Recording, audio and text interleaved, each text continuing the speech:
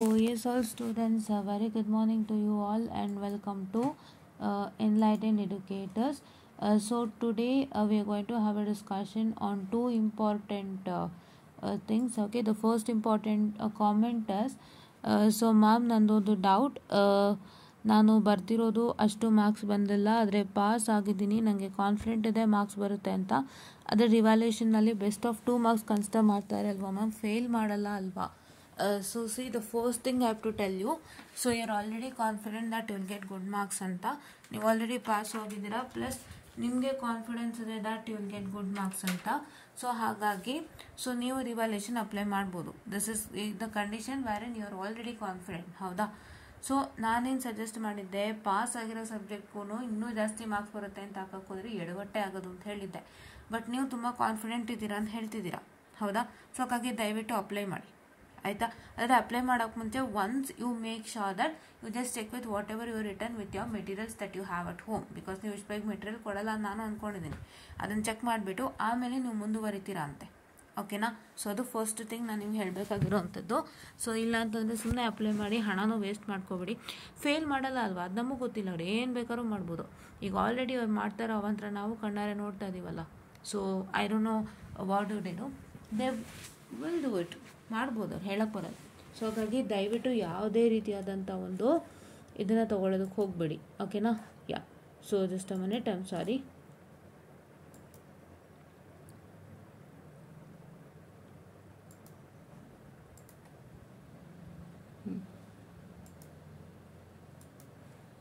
Okay, yeah, so wait a minute. Yes, okay. So next doubt ಏನು ಅಂತ ಹೇಳಿದ್ರೆ, ಇದು ವೈಷ್ಣವಿ ಅನ್ನೋರು ಕಾಮೆಂಟನ್ನು ಹಾಕಿದ್ದಾರೆ. So let me just reply to her comment. Yes, so ಏನು ಅಂತ ಹೇಳಿದ್ರೆ, the first thing her doubt is, ma'am network ಮತ್ತು E P C, yes a minute, okay ma'am, network ಮತ್ತು ಇ ಪಿ ಸಿ ಸಬ್ಜೆಕ್ಟ್ಗೆ ಅರಿಯರ್ ಪೇಪರ್ ಬರೆದ್ರೆ ಬೆಟರಾ, ಇಲ್ಲ third sem ಅವ್ರ ಜೊತೆ ನಾರ್ಮಲ್ ಪೇಪರ್ ಬೆಟರಾ? ಬಿಕಾಸ್ ಅರಿಯರ್ ಪೇಪರ್ ಕಷ್ಟ ಇರುತ್ತೆ ಅಂತಾರೆ. So what do you suggest? So ನಿಮ್ಮ ಕ್ವಶನ್ ಬಂದು, it is not in a proper way. Because ನೀವು ಫೇಲ್ಡ್ ಆಗಿದ್ದೀರಾ ಪಾಸ್ ಆಗಿದ್ದೀರಾ ಅಂತಲೇ ನಂಗೆ ಗೊತ್ತಿಲ್ಲ. ಬಿಕಾಸ್ ಇವಾಗ ನಾನು ಸಜೆಷನ್ ಕೊಡೋವಂಥದ್ದು ಏನು ಅಂದರೆ, ನಾರ್ಮಲ್ ಪೇಪರ್ ಬೆಟರ್ ಅರಿಯರ್ಗಿಂತ. That is my suggestion, the first thing. And the second thing, so ನೀವು ಈ ಕ್ವಶನ್ನ ಕೇಳ್ತಿದ್ದೀರಾ ಅಂತಂದರೆ, this question has to be asked when you are writing the exam. ಏನೋ ನೀವು ಯಾವಾಗ ಎಕ್ಸಾಮ್ ಬರೀತಿದ್ದೀರಾ ಅಲ್ವಾ, ಸೊ ಆವಾಗ ಈ ಒಂದು ಏನಂತ ಹೇಳ್ತಾರೆ, ಆವಾಗ ಈ ಒಂದು ಪ್ರಶ್ನೆ ಬರಬೇಕು, ಹೌದಾ? That question should come when you are writing your exams, ಹೌದಾ? ನೀವು ಎಕ್ಸಾಮ್ಸ್ ಯಾವಾಗ ಬರೀತಾ ಇರ್ತೀರಲ್ಲ ಆ ಪೀರಿಯಡಲ್ಲಿ ಬರೋವಂಥ ಕ್ವಶನು. ಸೊ ಈ ಕ್ವಶನು ಇವಾಗ ಬರೋವಂಥದ್ದಲ್ಲ, the first thing.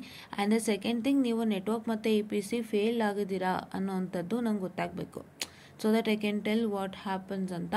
And the third thing is, ನನ್ನ suggestion obviously it is nothing but arrear paper is very bad, normal paper is the best, ಹೌದಾ?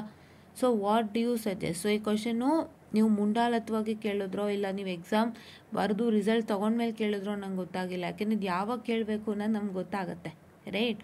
Okay, so this is what is one important thing. ದಯವಿಟ್ಟು ಯಾವ ಅರಿಯರ್ಗೆ ಹೋಗಲೇಬೇಡಿ. ಇವಾಗ already ತುಂಬ ಜನ ಅರಿಯರ್ಗೆ ಹೋಗ್ಬಿಟ್ಟಿದ್ದೀರಾ, so ಏನೂ ಮಾಡೋಕ್ಕಾಗಲ್ಲ. So ಅವಾಗ ಹೆಂಗೆ ಪೇಪರ್ ಬರುತ್ತೋ ಅದು ನೀವೇ ಫೇಸ್ ಮಾಡಬೇಕು. Because I have seen how the paper comes and I have seen how the struggles and difficulties, right? So that is why, ಓಕೆನಾ? ಯಾ, ಆ್ಯಂಡ್ ಇದೆರಡು ಡೌಟ್ಸ್ನ ಇವತ್ತು ಕ್ಲಿಯರ್ ಮಾಡಬೇಕಾಗಿತ್ತು. And just a minute guys, I am so sorry for the distraction. Yeah, okay. And ಇನ್ನೊಂದು doubt ಇತ್ತು, so ಅದನ್ನು ನಾನು clear ಮಾಡಲೇಬೇಕಾಗಿತ್ತು. ಸೊ ಏನದು ಡೌಟ್ ಅಂತ ಹೇಳಿದ್ರೆ, ಸೊ ಇವಾಗ ತುಂಬ ಜನ ನನ್ನ ಹತ್ರ ಕೇಳ್ತಿರ್ತೀರ, ಮ್ಯಾಮ್ ನನಗೆ 14 ಮಾರ್ಕ್ಸ್ ಬಂದಿದೆ, ನನ್ನ ರಿವ್ಯಾಲ್ಯೂಷನ್ಗೆ ಹಾಕ್ಬೋದಾ? ಇಲ್ಲ ಮ್ಯಾಮ್ ನನಗೆ ಏನಂತ ಹೇಳ್ತಾರೆ, ಮ್ಯಾಮ್ ನನಗೆ ಇದು ಒಂದು 15 ಮಾರ್ಕ್ಸ್ ಬಂದಿದೆ, ನಾನು ರಿವ್ಯಾಲ್ಯೂಷನಿಗೆ ಹಾಕ್ಬೋದಾ ಅಂತ ಹೇಳಿಬಿಟ್ಟು. ಸೊ ಈ ಥರ ಎಲ್ಲ ಕ್ವಶನ್ಸ್ ಕೇಳ್ತೀರಾ. ಸೊ ಅವರಿಗಾಗಿ ನಾನೊಂದು ರಿಪ್ಲೈನ ಮಾಡಿದ್ದೀನಿ. See here I made a reply. So ಇದು ಬಂದು ನನ್ನ ರಿಪ್ಲೈ ಆಗಿದೆ. ಸೊ ದಯವಿಟ್ಟು ರಿಪ್ಲೈನ ಸ್ಕ್ರೀನ್ಶಾಟ್ ತೊಗೊಂಡು ಓದಿ, ಸೊ ನಿಮಗೆ ಗೊತ್ತಾಗುತ್ತೆ, ಆಯಿತಾ? ಸೊ ನಿಮಗೆ ಗೊತ್ತಾಗುತ್ತೆ. ಸೊ ಆ್ಯಂಡ್ ಒಂದು ಥಿಂಗ್ ನಾನು ಏನು ಹೇಳೋಕೆ ಇಷ್ಟಪಡ್ತೀನಿ ಅಂದರೆ, ಸೊ ನಿಮ್ಮ ಪೇಪರ್ ನಿಮ್ಮದು, ನೀವು ಬರೆದಿದ್ದೀರಾ, ಅದು ನೀವು ಬರೆದಿದ್ದೀರಾ ಆ್ಯಂಡ್ ಅದು ನಿಮಗೆ ಹೇಗಿದೆ, ನಾನು ಹೇಗೆ ಬರೆದಿದ್ದೀನಿ ಅಂತ ನಿಮಗೆ ಗೊತ್ತಿರುತ್ತೆ, ಹೌದಾ? That is one important thing, ಹೌದಲ್ವಾ? ಸೊ ಹಾಗಾಗಿ ಇದರೆಲ್ಲ ಪ್ರಶ್ನೆಗಳನ್ನ ನೀವು ನಮ್ಮ ಹತ್ರ ಕೇಳೋದಕ್ಕಿಂತನೂ ನೀವೇ ಒಂದು ಸತಿ ನಿಮ್ಮ ಆನ್ಸರ್ಸ್ನ ಬೇರೆ ಒಂದು ಇದಕ್ಕೆ ಚೆಕ್ಔಟನ್ನು ಮಾಡ್ಕೊಳ್ಳಿ. ಏನಂತ ಹೇಳ್ತಾರೆ, ನಿಮ್ಮ ಮೆಟೀರಿಯಲ್ಗೆ ಚೆಕ್ಔಟನ್ನು ಮಾಡ್ಕೊಳ್ಳಿ ನಿಮ್ಮ ಆನ್ಸರ್ಸಿಗೆ. ನಿಮ್ಮ ಆನ್ಸರ್ಸ್ ಪ್ರಾಪರ್ ಇದ್ದು ನೀವು ಎಲ್ಲ ಬರೆದಿದ್ದು ಮಾರ್ಕ್ಸ್ ಕೊಟ್ಟಿಲ್ಲ ಅಂದರೆ ಖಂಡಿತ ನಿಮ್ಮ ಮಾರ್ಕ್ಸ್ ಸಿಗುತ್ತೆ. ದಯವಿಟ್ಟು ಯೋಚನೆನ ಮಾಡಬೇಡಿ. ಯಾಕೆ ನಾನು ಇದನ್ನು ಹೇಳ್ತಾ ಇದ್ದೀನಿ ಇವಾಗ ಅಂತ ಹೇಳಿದ್ರೆ, ನೀವು ತುಂಬ ಜನ ಯೋಚನೆಯನ್ನು ಮಾಡ್ಬೋದು. ಸೊ ನೀವು ತುಂಬ ಜನ ಯೋಚನೆಯನ್ನು ಮಾಡ್ಬೋದು, ಮ್ಯಾಮ್ ಯಾಕೆ ಈ ಥರ ಹೇಳ್ತಿದ್ದಾರೆ ಅಂತ. ಬಿಕಾಸ್ ಯಾಕೆಂದರೆ ನನಗೆ ನೀವೇನು ಬರೆದಿದ್ದೀರ ಅನ್ನೋದು ಗೊತ್ತಿಲ್ಲ, ಹೌದಾ? ಆ್ಯಂಡ್ ಮ್ಯಾಮ್ ನೀವು 14 ಮಾರ್ಕ್ಸ್ ಬಂತು ನಾನು ರಿವಲ್ಯೂಷನ್ಗೆ ಹಾಕ್ಬೋದಾ ಅಂತಂದರೆ ನಾನೇನು ಹೇಳೋದಕ್ಕಾಗುತ್ತೆ, ನಿಮ್ಮ ಪೇಪರಿಗೆ ನಾನೇನು ಜಡ್ಜ್ಮೆಂಟ್ ಕೊಡೋದಕ್ಕಾಗುತ್ತೆ, ಹೌದಲ್ವಾ? ಆ್ಯಂಡ್ ಇನ್ನೊಂದು ಮ್ಯಾಟರ್ ನಾನು ಏನು ಹೇಳಬೇಕು ಅಂತ ಹೇಳಿದ್ರೆ, so just a minute, and ಇನ್ನೊಂದೇನು ಹೇಳಬೇಕು ಅಂತ ಹೇಳಿದ್ರೆ, ಸೊ ನೀವು ಬರ್ದಿರೋಕ್ಕೆ ಅವ್ರು ಮಾರ್ಕ್ಸನ್ನು ಕೊಟ್ಟಿರ್ತಾರೆ. ಸೊ ಈಗ 14 ಮಾರ್ಕ್ಸ್ ಬಂದಿರುತ್ತೆ, ಬರೀ ನಾನೊಂದು 7 ಮಾರ್ಕ್ಸ್ ತಾನೇ, ಒಂದು 7 ಇವಾಗ 10 ಬಂದಿರುತ್ತೆ ಅಂದ್ಕೊಳ್ಳಿ. ಸೊ ಇನ್ನೊಂದು 8 ಮಾರ್ಕ್ಸ್ ಏನೋ ಬರಬೇಕು ಅಲ್ವಾ, ಕೊಡ್ತಾರಲ್ವಾ ಅಂದ್ಬಿಟ್ಟು ಹಾಕ್ಬಿಡ್ತೀರಾ. ಇಲ್ಲ 11 ಮಾರ್ಕ್ಸು ಇನ್ನು 7 ಮಾರ್ಕ್ಸು ಬರುತ್ತಲ್ಲ ಅಂದ್ಬಿಟ್ಟು ಹಾಕ್ಬಿಡ್ತೀರಾ. ಆ ಥರ ಎಲ್ಲ ನೀವು ಹಾಕ್ತೀರಾ, ಬಟ್ ನಿಮ್ಮ ಮಾರ್ಕ್ಸ್ ಸಿಗಲ್ಲ, ಹಣನೂ ವೇಸ್ಟ್ ಆಗುತ್ತೆ. ಸೊ ಇಂಥ ಸಮಯದಲ್ಲಿ ನಾವು ನಿಮಗೆ ಇನ್ನು 14 ಅಂದರೆ ಎಷ್ಟಾಯಿತು, ಇನ್ನು 4 ಮಾರ್ಕ್ಸ್ ತಾನೇಪ್ಪ ನೀವು ಹಾಕ್ಬಿಡಿ ನಾವು ಹೇಳ್ತು ಅಂತಂದರೆ ಆವಾಗ ನೀವು ನಮ್ಮನ್ನು ನಂಬ್ಕೊಂಡು ಹಾಕ್ತೀರಾ, ಬಟ್ ನೀವು ಪಾಸ್ ಆಗದಿದ್ದಾಗ, ಹೌದಾ? ಸೊ ಹಾಗಾಗಿ ನಿಮ್ಮ ಪೇಪರ್ ನೀವೇ ಬರೆದಿರೋವಂಥದ್ದು ನೀವೇ ಚೆಕ್ಔಟ್ ಮಾಡಿಕೊಂಡು ನೀವೇ ಡಿಸಿಷನ್ ತೊಗೊಳ್ಳಿ. ನಿಮಗೆ ಖಂಡಿತ ಕಾನ್ಫಿಡೆನ್ಸ್ ಇತ್ತು ಅಂದರೆ ರಿವ್ಯಾಲ್ಯೂಷನ್ಗೆ ಹಾಕಿ. ಸೊ ನಾನು ಏನಕ್ಕೆ ಈ ಥರ ಕಾಮೆಂಟ್ಸ್ಗಳು ಅವಾಯ್ಡ್ ಮಾಡ್ತಾ ಇದ್ದೀನಿ ಅಂದರೆ, ನಿಮ್ಮ ಪೇಪರ್ ಅಲ್ವಾ, ನೀವೇ ಬರೆದಿರೋದಲ್ವಾ, ನಿಮಗೆ ಗೊತ್ತಿರುತ್ತೆ. ಸೊ ನಾನು ಯಾವುದೇ ವಿಷಯದಲ್ಲೂ ಜಡ್ಜ್ ಮಾಡೋದಕ್ಕಾಗಲ್ಲ.